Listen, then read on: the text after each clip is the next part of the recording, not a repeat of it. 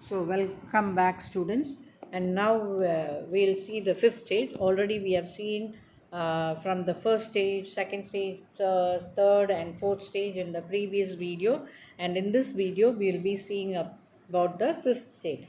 And then the justice in fair round belly with good capon line, with eyes severe and beard of formal cut.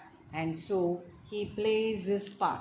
Now, what do you mean by formal cut? Formal cut means he is having a very gentleman look. He is having a beard which makes him look like a full gentleman. And wise sauce. Wise means knowledgeable. Sauce means sayings. And modern instances mean modern examples. He cites modern instances from the life. And in this stage, he is having a round belly with good capon line. Capon means it's a kind of chicken flesh. So, since he is eating a lot of fleshy or meat or chicken flesh at this stage, he is having a round shaped belly. And you could see that he is performing the role of a judge here. He judges other person's problem and gives advices to them. So let me give you the explanation here. This is the fifth stage of man's life. Here, man becomes middle aged and mature like a judge and has a fair round belly full of the meat of chicken. Perhaps he has become fit because he eats meat and fat castrated cocks in excess. And it is the stage when he is firm, serious, and grim. His conversation is full of many different proverbs of the world of the past and is also full of the examples from the modern age. He has beard of formal cut and as such plays the part of life. So now let's move on to the stage 6. The stage shifts into the lean and slippered pantaloon with spectacles on nose and pouch on side. His youthful horse, well saved, a world too wide for his shrunk shank and his big manly voice, turning again toward childish treble, pipes and whistles in his sound. So here shank means trunk, the leg part that is called as trunk. He is having a very lean leg since he has become a very aged person. And treble means child's high voice.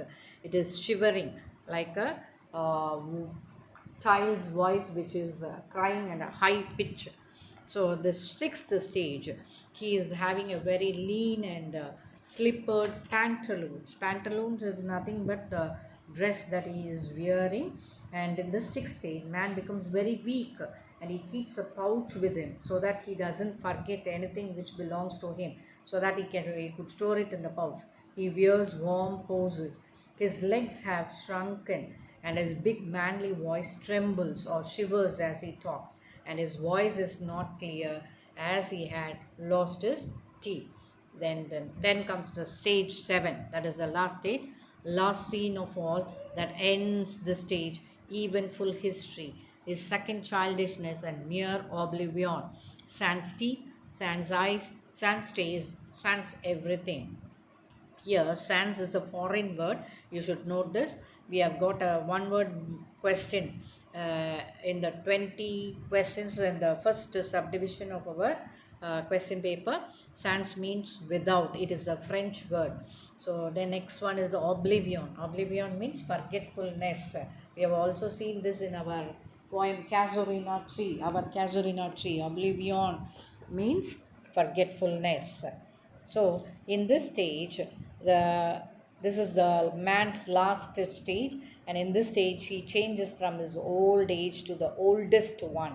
This is the strange stage of life. In this period, all the life which has been previously full of strange events comes to an end, and man becomes child once again.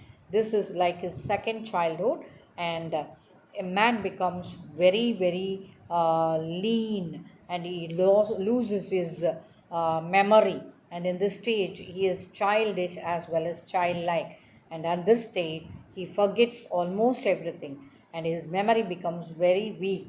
He loses his teeth, eyesight, and taste. He is without everything. This is the stage in which he completes the drama of his life and leaves the stage of this world for the next step. That is, he dies at this stage, and death is expected at this second childishness. And let us see what is the conclusion that Shakespeare gives here. Shakespeare says, life is a drama, the world is a stage, and we human beings are actors. The theme hints at the greatest irony in the lives of human beings. Shakespeare over here has masterfully described the stages of human's life. The use of imagery and of acting and stage is a recurrent one in Shakespeare. And with this, we come to the conclusion part of the poem. So keep learning, students. Thank you.